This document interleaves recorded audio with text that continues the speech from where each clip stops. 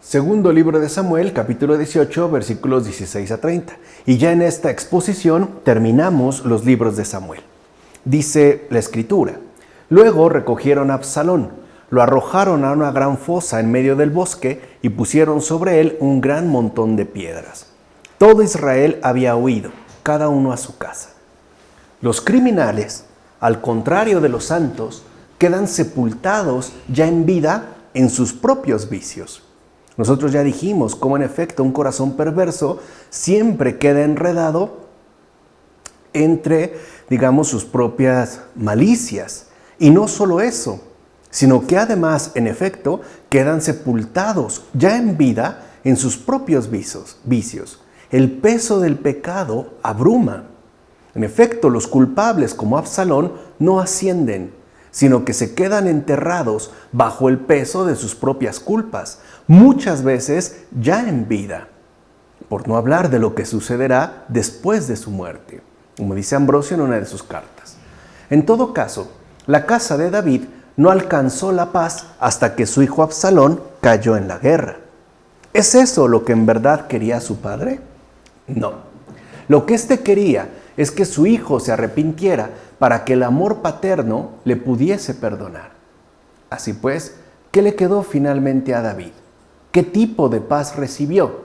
¿Qué le quedó sino el llorar por el hijo perdido y una paz más bien triste? La paz no es la de los cementerios, como dice Agustín en una de sus cartas. Y creo que es también muy importante reconocer este último aspecto. La paz que el Señor nos ofrece no es esta paz más bien triste de los cementerios. Veamos, por ejemplo, en este caso, a David. ¿Qué es lo que realmente quería? ¿Que su hijo muriera? No.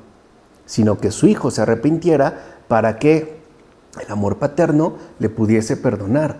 ¿No es esto quizá lo que espera en cada uno de nosotros el Padre Celestial?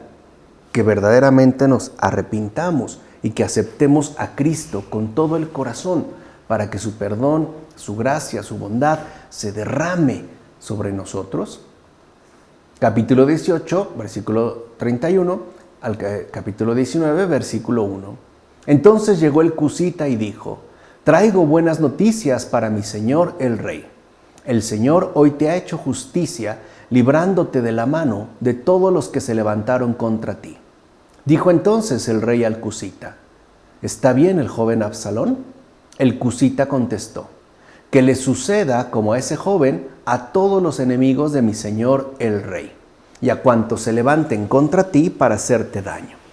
Entonces el rey se conmovió, subió a la estancia que está sobre la puerta de la ciudad y lloró. Entre lágrimas decía: hijo mío, Absalón, hijo mío, Absalón.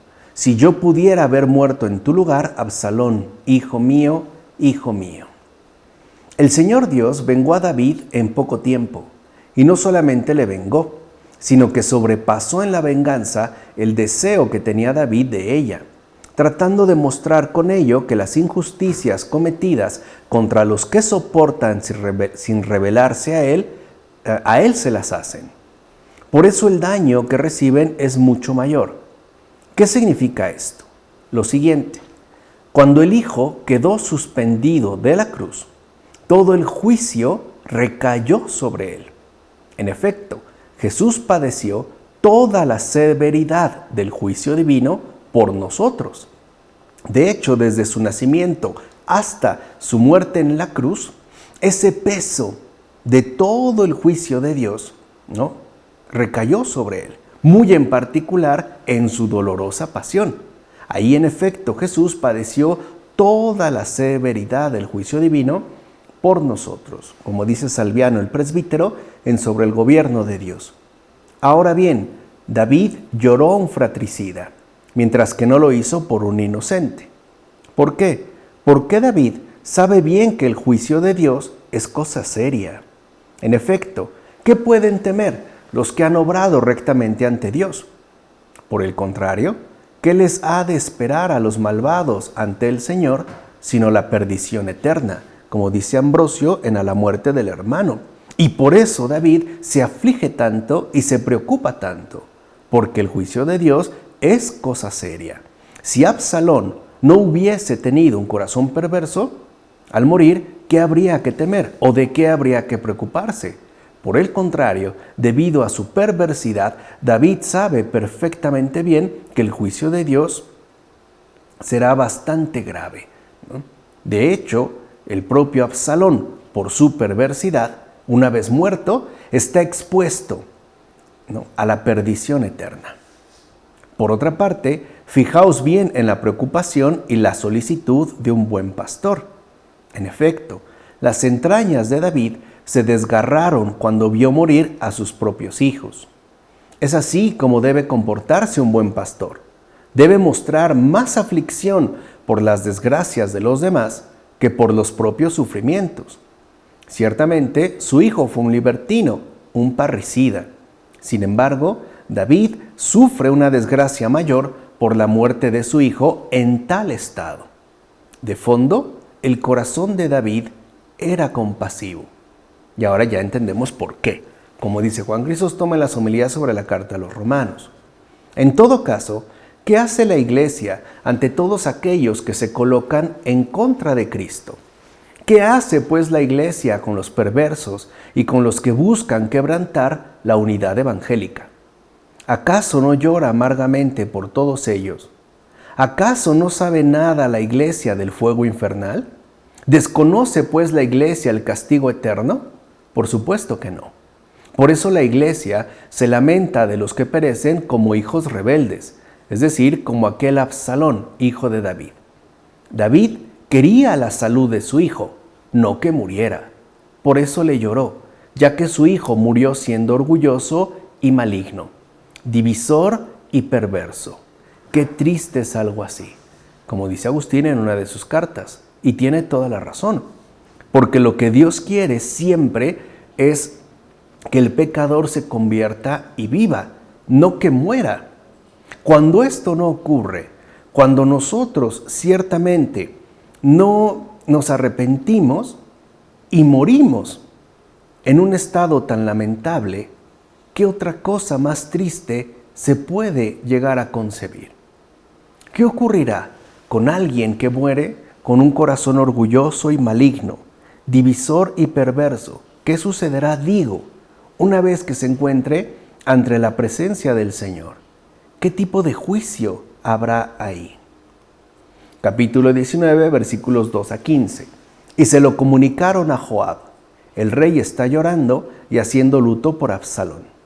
Así, aquel día la victoria se cambió en luto para toda la tropa, pues aquel día todos oyeron decir: el rey está desolado por su hijo.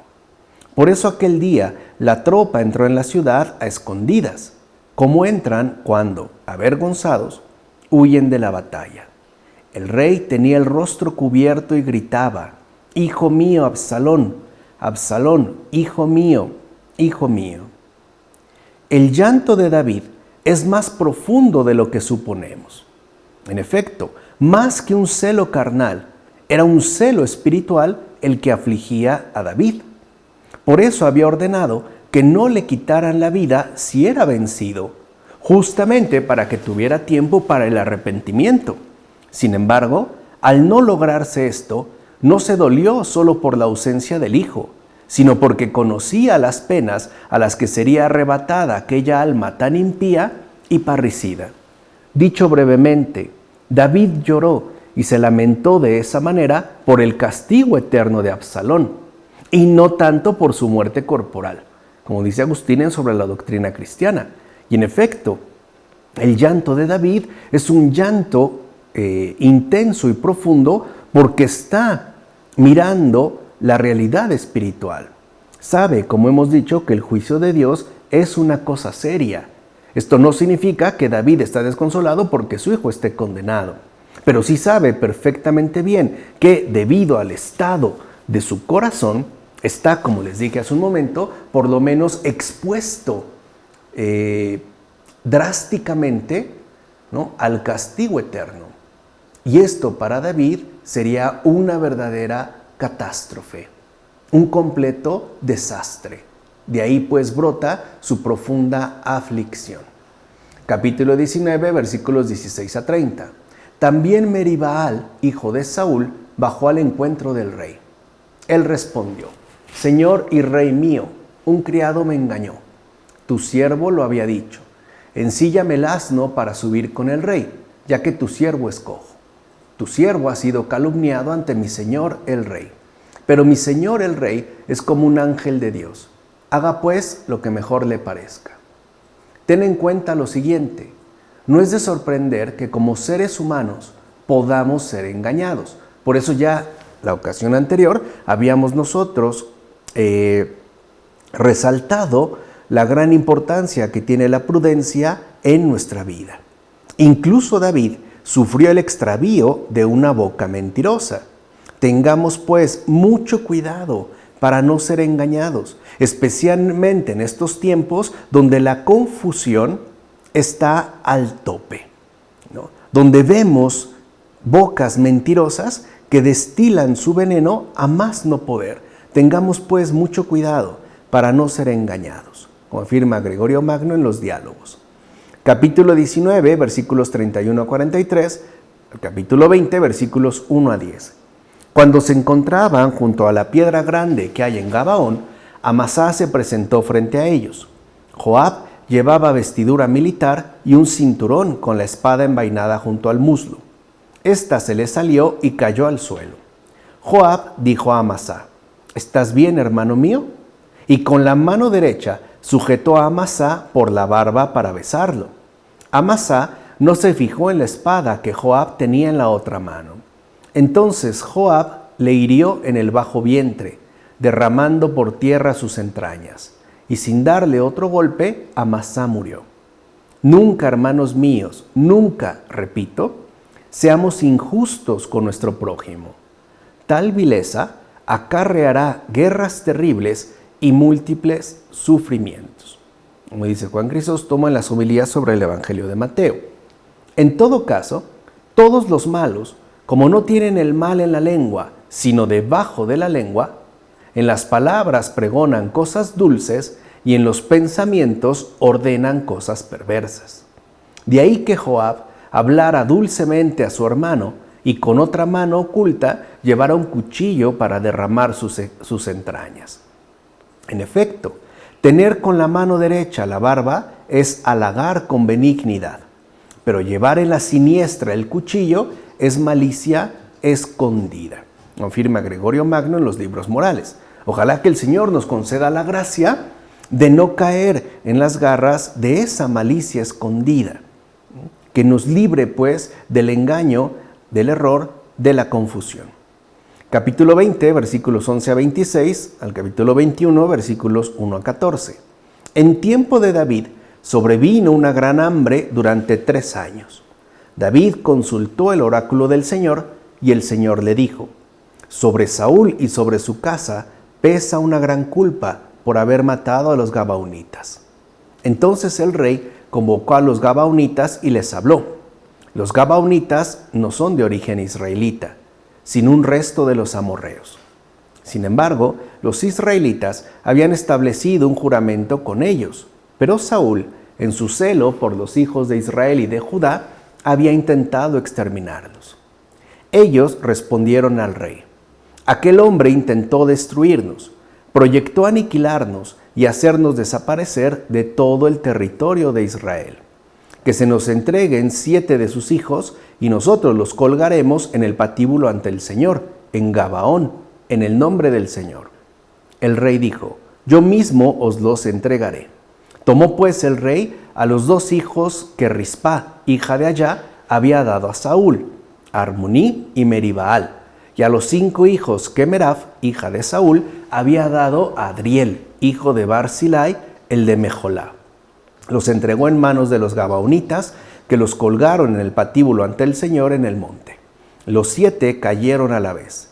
Fueron ejecutados en los primeros días de la cosecha, cuando se comienza a recoger la cebada. En este caso, los gabaonitas salen al encuentro de los israelitas, y tanto merecieron ante el Señor que la estirpe de Saúl fue borrada por las injurias que les habían inferido. ¿Qué nos dice todo esto? ¿Por qué los defiende el Señor, aún no siendo israelitas? ¿Forman parte de las ovejas o de los machos cabríos? ¿Dónde habrá que colocarlos? Ciertamente no tienen el mismo mérito que los israelitas, pero sí están a la derecha, aunque en grado inferior. Y lo mismo sigue ocurriendo, por ejemplo, en el mundo actual. Muchos quizá no están precisamente en el mismo mérito que los actuales israelitas, que la iglesia del Señor, pero sí están a la derecha, aunque en un nivel distinto, en una situación diferente, y el Señor los tiene en cuenta. Como dice Jerónimo en Contra Joviniano. Capítulo 21, versículos 15 a 22. De nuevo hubo guerra entre los filisteos e Israel, y David y los suyos bajaron a combatir contra ellos. David estaba agotado. Entonces Yisbi Benob, uno de los hijos de Rafá, que llevaba una lanza de bronce de 300 siclos de peso y se ceñía con una espada nueva, expresó la intención de matar a David. Pero Abisai, hijo de Zeruyá, vino en ayuda del rey, golpeó al filisteo y lo mató. Entonces los hombres de David le comunicaron diciéndole: «Tú no volverás a salir con nosotros al combate, para que no se apague la lámpara de Israel». Quizá alguien diga que los ministros de Dios deben huir al acercarse las desgracias, precisamente con el fin de conservarse para utilidad de la iglesia en tiempos más tranquilos. Quizá algunos lo puedan hacer de manera recta, es decir, cuando no faltan algunos otros que atiendan los deberes. Ahí no habría problema. No obstante, cuando el peligro es común, es probable que todos quieran huir, ya que el miedo a la muerte puede llegar a ser demasiado fuerte. ¿Qué sucede en tal caso? Pues que se genera un mayor mal con el escándalo de su fuga que si quedaran firmes en el cumplimiento de su deber. Por eso David, cuando se abstuvo de lanzarse a los peligros de la batalla para que no se apagara la lámpara de Israel, lo hizo cuando se lo pidieron, no por iniciativa propia. En caso contrario, hubiera arrastrado a muchos otros a la cobardía con su ejemplo. Recuerden que estamos relacionados unos a otros y nuestro proceder, nuestro actuar, asimismo influirá en muchas otras personas, como reconoce Agustín en una de sus cartas. En todo caso, rogad siempre a Dios, ya que nosotros tenemos un enemigo demasiado violento, el demonio. Pero no nos quedemos con una preocupación individual, sino que atendamos siempre al bien común de todos. En efecto, no somos los únicos, y es verdad, no somos los únicos que enfrentan terribles batallas, ya que a muchos otros el demonio parece no darles tregua. Tengámoslos presentes también en nuestras oraciones, que nadie pues quede privado de tan necesaria ayuda. Como dice Juan Crisóstomo en las homilías sobre la carta segunda a los tesalonicenses. O sea, no hay cabida en nuestra experiencia creyente de fe para el individualismo. Debemos siempre apelar a esa comunión de los santos, pero también a la comunión de los pecadores. Tengamos pues presentes en nuestras oraciones a todos aquellos que enfrentan terribles batallas. En especial, pidamos por aquellos a los que al parecer el demonio no les da tregua, y los tiene ciertamente bajo un intenso combate, e incluso han alcanzado ya un nivel de extremo agotamiento. Que no se queden pues privados de la ayuda que les aportarán nuestras oraciones. Capítulo 22, versículos 1 a 51. David dirigió al Señor las palabras de este canto, cuando el Señor lo libró de la mano de sus enemigos, y sobre todo de la mano de Saúl. Dijo así: El Señor es mi roca, mi alcázar, mi libertador, mi Dios, la peña en que me asilo, mi escudo, mi fuerza salvadora, mi baluarte, mi refugio, el Salvador que me libra de los violentos. Me libraste de las revueltas de mi pueblo, me pusiste a la cabeza de las naciones. Un pueblo desconocido es mi vasallo. Los hijos de extranjeros me adulan, me escuchan con atención y me obedecen. Los hijos de extranjeros palidecen, abandonan temerosos sus refugios. Viva el Señor. Bendita sea mi roca, exaltado sea mi Dios, la roca de mi salvación. el Dios que me concede la venganza y me somete a los pueblos. Tú me libras de mis enemigos, me ensalzas sobre mis agresores, me salvas del hombre violento. Por eso, Señor, te alabaré entre las naciones y cantaré en honor de tu nombre. El que hace grandes las victorias de su rey y tiene misericordia con su ungido, con David y su linaje para siempre. Mira, si eres como David, Dios también te librará de todos tus enemigos, ya que contarás fielmente con su ayuda. En tal caso, de igual manera podrás entonar el canto de David, un canto que brota de un corazón sincero y sobre todo agradecido, como dice Orígenes en los comentarios al Cantar de los Cantares. Capítulo 23, versículos 1 a 12. Estas son las últimas palabras de David. Oráculo de David, hijo de Jesé, oráculo del varón elevado a lo más alto, del ungido del Dios de Jacob, del dulce cantor de Israel. El Espíritu del Señor habla por mí y sus palabras están en mi lengua. ¿A qué se refiere David? Sino a la venida de la gracia, es decir, a la asistencia del Espíritu Santo. Con esto reconoce que no ha sido él el que ha podido llegar tan lejos, sino Dios quien le ha asistido. Por eso, porque habla con verdad, dice que el Espíritu del Señor habla por mí. Lo afirma Cirilo de Jerusalén en las catequesis. Capítulo 23, versículos 13 a 39. Estos tres de entre los 30 bajaron en tiempo de la siega y se acercaron a David en la cueva de Adulam, mientras una banda de filisteos acampaba en el valle de Refaim. David estaba en la zona fortificada, pero un destacamento de filisteos se apostaba en Belén. Entonces David manifestó este deseo: ¿podría alguien darme un poco de agua del pozo que hay junto a la puerta de Belén? Los tres se abrieron paso a través del campo filisteo, sacaron agua del pozo que hay junto a la puerta de Belén y se la llevaron a David. Él no quiso beberla, sino que la derramó ante el Señor diciendo: lejos de mí, Señor, hacer tal cosa. Sería como beber la sangre de estos hombres que han arriesgado su vida yendo allí. Y no quiso beberla. Estas hazañas las hicieron los tres. David se arrepintió al instante de su petición, ya que con ello ponía en peligro de muerte la vida de sus soldados. En todo caso, más bien la derramó. Y así, de su falta inicial, hizo finalmente un sacrificio para el Señor. Es decir, destruyó el pecado de su concupiscencia a través de castigarlo con la mortificación. Así pues, el que antes no había temido tener la mujer ajena, ahora hasta tuvo miedo de haber deseado beber aquella agua. ¿Por qué? Porque, como se acordó de haber cometido cosas ilícitas, severo ya consigo mismo, se abstuvo incluso de las cosas lícitas, como afirma Gregorio Magno en las homilías sobre los evangelios. Y aquí vemos ya el grado de madurez alcanzado por David. En efecto, lo que hay que temer no es la impureza de los alimentos, sino la impureza de los propios apetitos. ¿No fue Esaú engañado por el apetito de unas lentejas?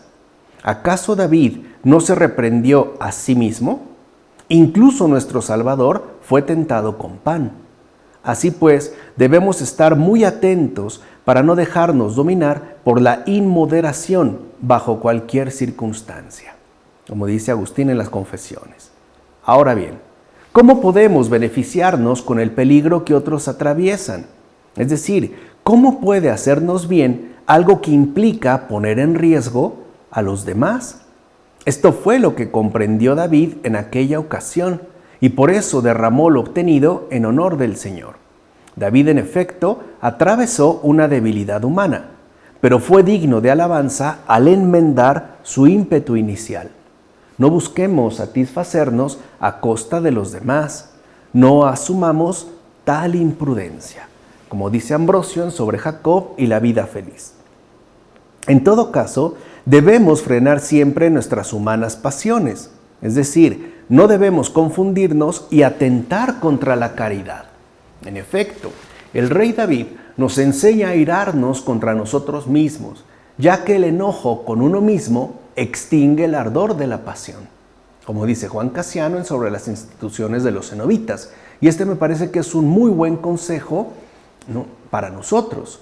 Si queremos apagar, extinguir el ardor de la pasión, no hay nada mejor que enojarnos con nosotros mismos ante el primer asomo de dicha pasión. Esto es literalmente lo que la extingue.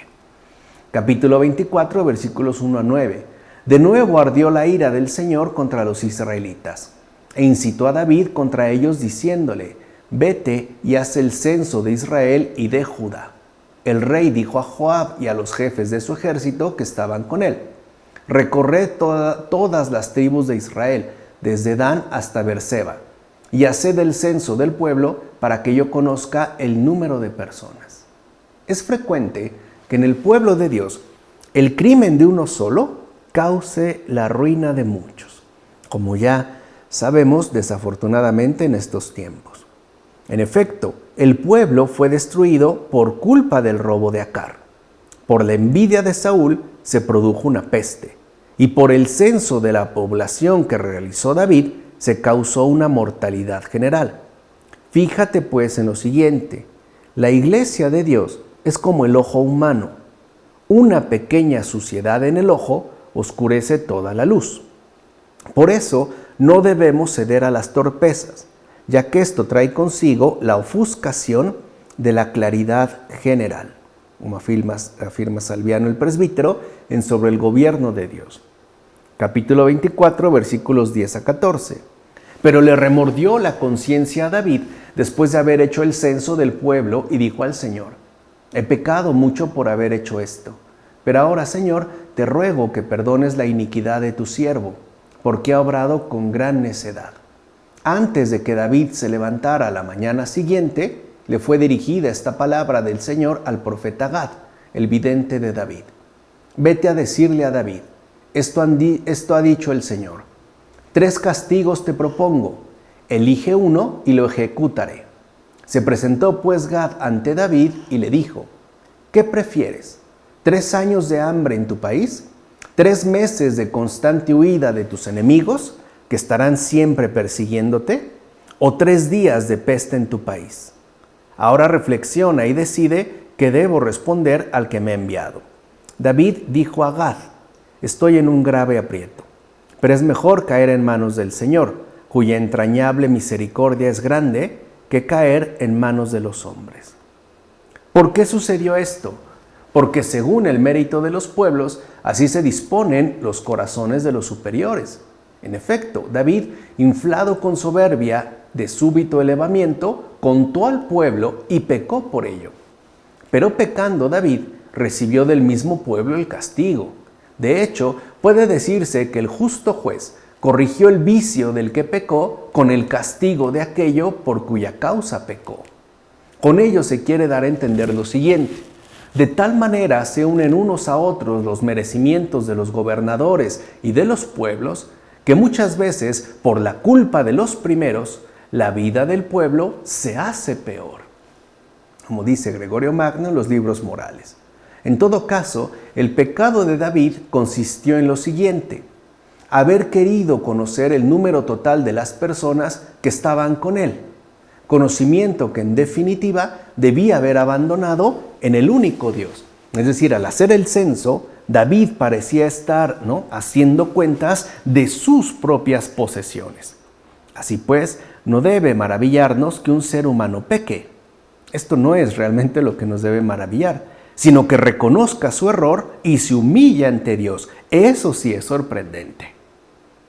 O sea, es sorprendente que una persona en efecto reconozca su error, y más aún que se humille ante Dios, como afirma Ambrosio en las cartas. Así pues, lo que aquí se destaca no es el pecado de David, sino su enmienda. Capítulo 24, versículos 15 a 17. Así que David eligió la peste. Era el tiempo de la siega del trigo. El Señor envió la peste sobre Israel desde esa mañana hasta el momento fijado.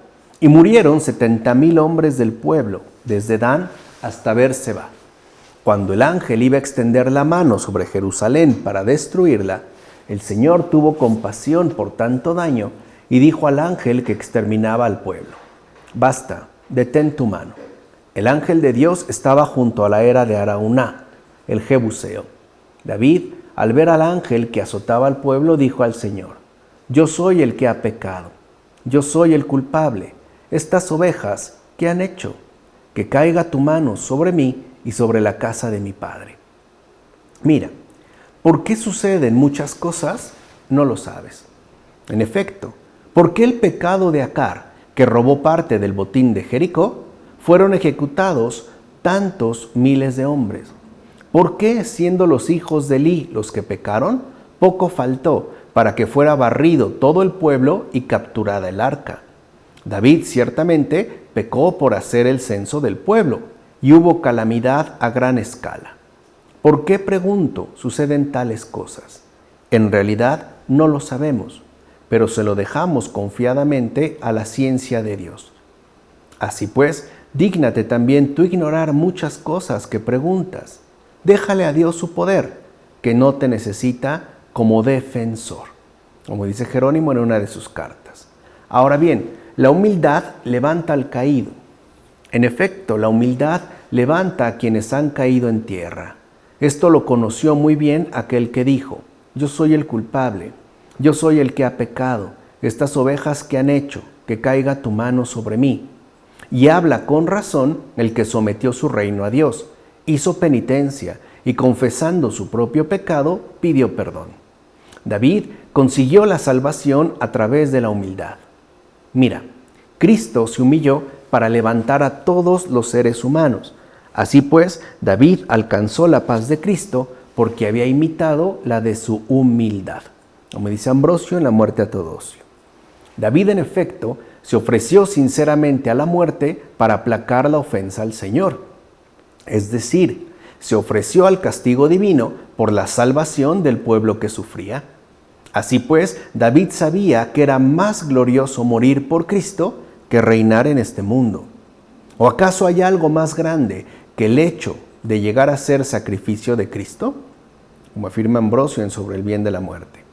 De fondo, David, como buen pastor, se ofreció él mismo en favor de sus ovejas. Es pues figura de Cristo, ya que él se ha entregado en favor de los rebaños, como dice Afrates en las demostraciones. En todo caso, ¿no es esto amar al prójimo como a uno mismo? Cristo no mandó nada imposible, puesto que son muchos los que efectivamente han cumplido sus mandamientos. No obstante, ¿quién de nosotros elegiría ir al infierno en lugar de los compañeros antes que entrar en el reino de los cielos? ¿Quién de nosotros, insisto, tiene tal nivel de caridad? Moisés, por ejemplo, quiso ser borrado del libro de Dios a favor de los enemigos que le lapidaban. Y David, al ver que muchos eran exterminados, reconoció su pecado. Si estas cosas se dieron en la antigua alianza, ¿qué excusa tendremos nosotros, ciudadanos de la nueva alianza, para no haber llegado a la altura de aquellos? ¿Cómo hemos de entrar, por tanto, en el reino de los cielos? Como afirma Juan Crisóstomo en las homilías sobre la carta a los Hebreos. Ya habíamos dicho, ¿no?, en alguna ocasión, que la exigencia del Nuevo Testamento es mucho mayor que la del Antiguo. Capítulo 24, versículos 18 a 25. Aquel mismo día se presentó Gad ante David y le dijo: sube y erige un altar al Señor en la era de Araúna, el Jebuseo. David subió de acuerdo con la palabra de Gad, según le había ordenado el Señor. Cuando Araúna vio al rey y a sus servidores que se dirigían hacia él, salió y se postró ante el rey rostro en tierra. Luego Araúna dijo: ¿por qué el rey, mi señor, viene hasta su siervo? David respondió: para comprarte la era y erigir en ella un altar al Señor, con el fin de que la plaga se aleje del pueblo. Araúna dijo a David: tómela el rey, mi señor, y ofrezca cuanto le parezca bien. Allí están los bueyes para el holocausto y los trillos y los yugos de los bueyes que servirán de leña. Todo esto te lo entrega Araúna, tu siervo. Y añadió Araúna: que el Señor tu Dios te sea propicio. Pero el rey respondió: no, te lo he de comprar todo por su precio. No puedo ofrecer al Señor mi Dios un holocausto que no me cueste nada. Así pues, David adquirió la era y los bueyes por 50 siclos de plata. Edificó allí un altar al Señor y ofreció holocaustos y sacrificios de comunión. El Señor se mostró aplacado con el país y la plaga dejó de afligir al pueblo. Fíjate en lo siguiente: entre los judíos no se encontró un lugar digno donde poner un altar al Señor. De hecho, se elige el lugar en tierra de gentiles para construir el altar y así aplacar la ira de Dios. Ya entonces se indicaba que en el corazón de los judíos no se podía encontrar un lugar digno para ofrecer sacrificios espirituales. Por eso se elige un territorio gentil, es decir, el corazón de los futuros cristianos, para poner ahí el verdadero templo. ¿Entiendes ahora por qué David elige la tierra de un gentil para construir un altar al Señor y ofrecer sacrificios? En definitiva, se trata ya del anuncio de la iglesia, tierra de gentiles, como afirma Cesáreo de Arles en el sermón. En todo caso, ¿por qué David no aceptó el ofrecimiento de Araúna y más bien quiso pagar por lo adquirido? La razón es la siguiente: porque nuestro Salvador no quiso hacerse con los corazones de los gentiles sin antes pagar por ellos con su preciosa sangre. Ahora bien, ¿qué es lo que le dio David por aquella era? 50 siclos de plata. El número 50 simboliza la gracia del Espíritu Santo y señala la remisión de los pecados. En efecto, a los 50 días se envió el Espíritu Santo a los apóstoles y en el Antiguo Testamento el año 50 se consagra al perdón y la indulgencia. Así pues, David ofreció 50 siclos de plata y Cristo, el verdadero David, a los 50 días dio la gracia del Espíritu Santo y por ende el perdón de los pecados para poder erigirse un altar en la era de las gentes. Por eso, hermanos míos, ya que Cristo quiso hacerse un templo en nosotros no lo vamos a defraudar. Es decir, no le vamos a ofender en su propia casa, en nuestro corazón. Seamos pues fieles a Cristo y no profanemos su obra. Procuremos vivir con su ayuda de manera que no solo hospedemos a tan piadoso Señor, sino que además merezcamos albergarlo como huésped privilegiado y perpetuo. Que esto, hermanos míos, nos lo conceda nuestro Señor Jesucristo, para quien es el honor y la gloria con el Padre y el Espíritu Santo, por los siglos de los siglos. Amén. Lo afirma Cesáreo de Arles en un sermón. Y ya con esto, en efecto, terminamos los 2 libros de Samuel, cuyos contenidos tienen mucho que aportarnos y ojalá les saquemos provecho. Bueno, vamos a dejarle hasta aquí. Del Padre, del Hijo, del Espíritu Santo. Amén.